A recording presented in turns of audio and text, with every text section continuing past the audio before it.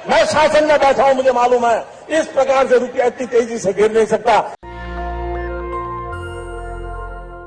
सोचिए, प्रधानमंत्री का ये वीडियो सुना आपने।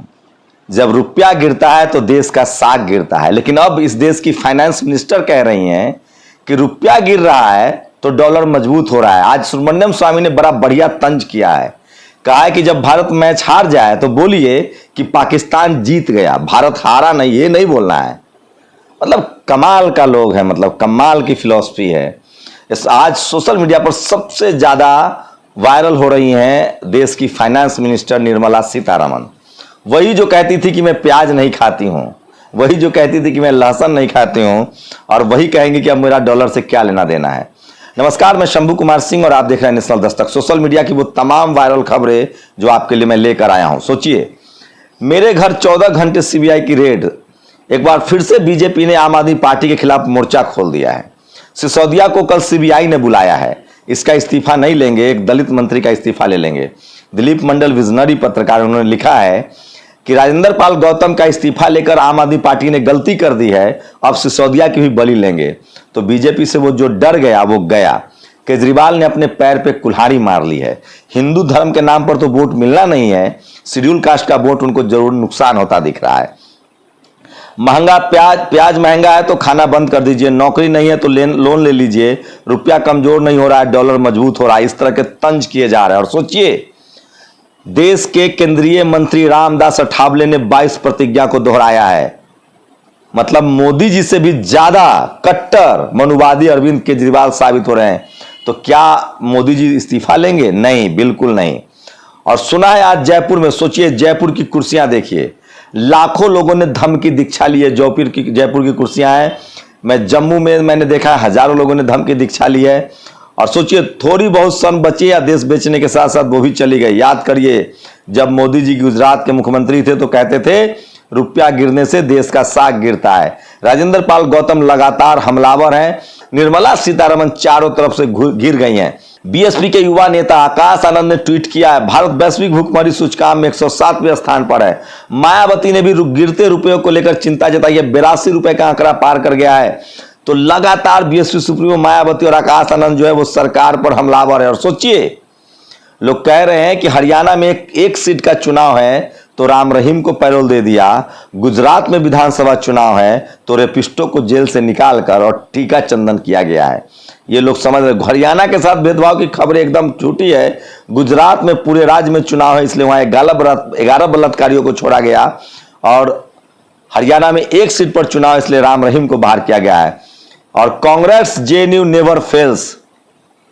सुब्रमण्यम स्वामी ने जेएनयू पर तंज किया है। जेएनयू से पढ़ी लिखी Nirmala Sitharaman, we do not lose the match, opposite team won. वही मतलब उसका जो निर्मला सीतारमण ने कहा कि डॉलर मजबूत हुआ है, रुपया गिरा नहीं है। इसीलिए अब जब भारत मैच हार जाए तो कहिएगा कि भारत मैच हारा नहीं है, विदेशी टीम जीत गया है। क्या लॉजिक है इन लोगों का। और ये वो तस्वीरें देखिए किस तरह से आज पटना में बड़ा कार्यक्रम हुआ, जयपुर में बड़ा कार्यक्रम हुआ। तो बहुजन समाज के लोगों के लिए लगातार बड़े कार्यक्रम मैं आपको दिखा रहा हूं। और अखलाक लिंचिंग, सरकारी ऑर्डर तोड़ने के लिए बीजेपी नेता संगीत सोम दोषी, 800 रुपए का जुर्माना। बहुजन होते तो जेल में टांग देते। तो सोचिए, ये तमाम सोशल मीडिया पर, ये है वो प्रधानमंत्री का वीडियो जो आपको एक बार सुनना चाहिए। किस तरह से प्रधानमंत्री जब थे तो कहते थे कि रुपया गिरना देश की साख गिरना है। और अब रामदास अठावले मोदी सरकार में मंत्री, उन्होंने अम्बेडकर की 22 प्रतिज्ञाओं का समर्थन किया है। इन्हीं 22 प्रतिज्ञाओं की वजह से इस्तीफा ले लिया गया था। और क्या शानदार लाइन लिखी है रोहिणी घाबरी ने। न्यूज बनती है कि दलित को मंदिर में जाने पर मार आ गया, लेकिन क्या आज तक किसी को वाल्मीकि रविदास मंदिर या अंबेडकर भवन जाने से मारा गया है? एक मंत्री को 22 प्रतिज्ञा लेने पर इस्तीफा देना पड़ा, लेकिन क्या किसी की भगवत गीता पढ़ने पर इस्तीफा देना पड़ा? नई पीढ़ी को यह भेदभाव कौन सिखा रहा है? ये तमाम सवाल है जो सोशल मीडिया पर आज लोग पूछ रहे हैं। और मैं बार बार कहता हूं कि सोशल मीडिया ही बहुजन मीडिया है। और कल रेल की वो खबरें वायरल हो रही है, जिस तरह से यूपी में अफरा तफरी मची थी। 37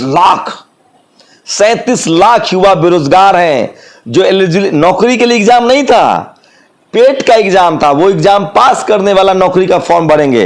ये तस्वीर बेरोजगारी की जीती जागती कहानी बयां करे, लेकिन अफसोस इस विकराल समस्या पर न कोई टीवी होगा न डिबेट होगा। SC ST OBC माइनॉरिटी के लोगों देख लो, तुम्हारे बच्चों के भविष्य अंधकार में है, कोई बहस नहीं कर रहा है। दिलीप मंडल ने लिखा है, मैं ब्रह्मा विष्णु महेश और किसी अवतार को नहीं मानूंगा, ब्राह्मणों से कोई कर्मकांड नहीं करवाऊंगा, ऐसी प्रतिज्ञा। तो सोचिए, और आरक्षण बड़ा विनाशक है, इसका भयावह रूप सामने आ चुका है। सोचिए, ये तस्वीर देख लीजिए आप, सब कुछ दूध का दूध और पानी का पानी हो जाएगा। लखनऊ में आरक्षण विरोधियों की एक रैली है, मैं बता दूं 19 अक्टूबर को लखनऊ में आरक्षण विरोधियों की रैली है, और इस तस्वीर में सारे ब्राह्मण हैं, सबका नाम पढ़ लीजिए।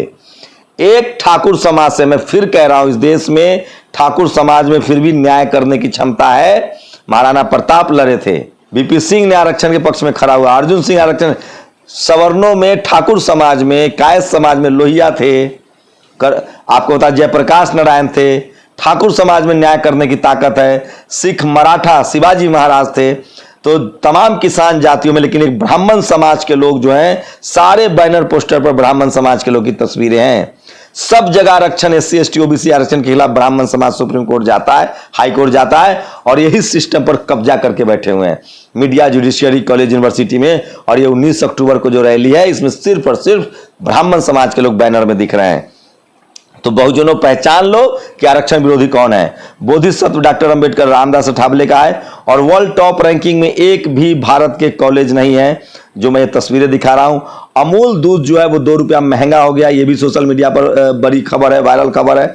तो सोचिए, इस देश को किस तरह से गुमराह किया जा रहा है, और टीवी अखबार आपको अपनी खबरें नहीं दिखाएगा।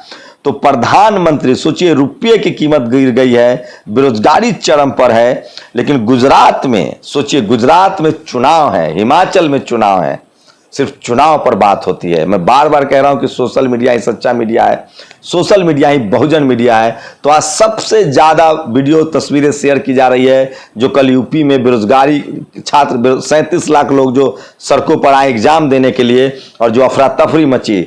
वही निर्मला सीतारमण का बयान सोशल मीडिया पर वायरल है, वो कह रही हैं कि रुपया गिर नहीं रहा है, डॉलर मजबूत हो रहा है। वही दूसरी तरफ मैं जम्मू कश्मीर में हूं, और जम्मू कश्मीर में सबसे अमीर शेड्यूल कास्ट के लोग हैं, क्योंकि यहां सत्ता मुसलमानों के हाथ में रही और उनको 100% आरक्षण इंप्लीमेंट हुआ।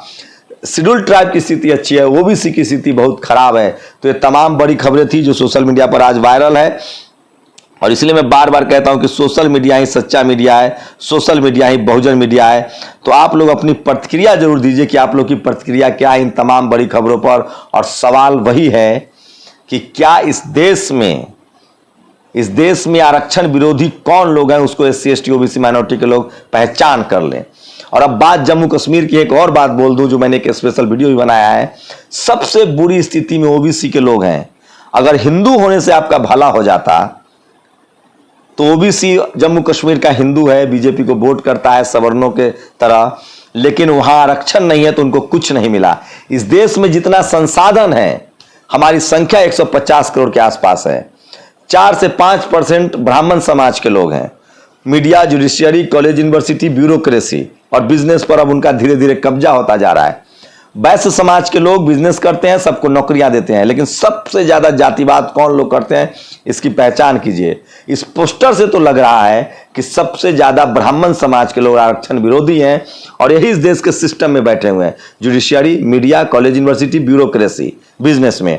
इस देश के मराठा, जाट, गुर्जर, पटेल, कुर्मी, कोयरी, मैं बार बार इसलिए कैटेगराइज करता हूं, जो हिंदू किसान है, जो पिछड़े किसान है, जो दलित किसान है, जो आदिवासी किसान है, वो देख लें कि उनका हक कौन खा रहा है। इस देश में अभी भी कायस्थ समाज ने न्याय किया है, लोहिया हुए हैं उस कम्युनिटी से, जयप्रकाश नारायण हुए हैं उसी कम्युनिटी से, वर्मा हुए हैं उसी, राजपूत समाज से महाराणा प्रताप हुए हैं, राजपूत समाज से VP सिंह हुए हैं, राजपूत समाज से ही अर्जुन सिंह हुए हैं। लेकिन कौन लोग हैं जो सबसे ज्यादा इस देश में, जिन्होंने जाति व्यवस्था बनाई, जिन्होंने जाति में अपने आप को सबसे ऊपर रखा, और जो तमाम सिस्टम पर कुंडली मार के बैठे हैं। जम्मू कश्मीर में अफवाह फैलाई गई कि कश्मीरी ब्राह्मण को की हत्या हुई, उसमें सच है, लेकिन वो भाग क्यों गए। और आज भी कश्मीर में मुसलमानों की वजह से आरक्षण लागू है, जिनको SC ST को मिला हुआ है। भारत में सबसे अमीर शेड्यूल कास्ट कश्मीर में है, जम्मू कश्मीर में है। क्यों? वजह जान लीजिए। और सबसे खराब स्थिति में ओबीसी है क्योंकि उनको आरक्षण नहीं मिला। तो अगर हिंदू बनकर आपकी स्थिति सुधरती तो पूरे देश में सुधर जाती। आपकी स्थिति जो बदली है वो संविधान से SC ST OBC माइनॉरिटी बनने के बाद। आप लोग अपनी प्रतिक्रिया जरूर दीजिए। शुक्रिया। नेशनल दस्तक की आपसे गुजारिश है कि अगर इसको बचाना चाहते हैं तो नेशनल दस्तक को सब्सक्राइब करने के लिए रेड कलर के सब्सक्राइब बटन को दबाएं, फिर बेल आइकन की घंटी दबाएं। नेशनल दस्तक को बचाने के लिए बहुत जरूरी है कि हर खबर को शेयर करें, लाइक करें, कमेंट जरूर करें।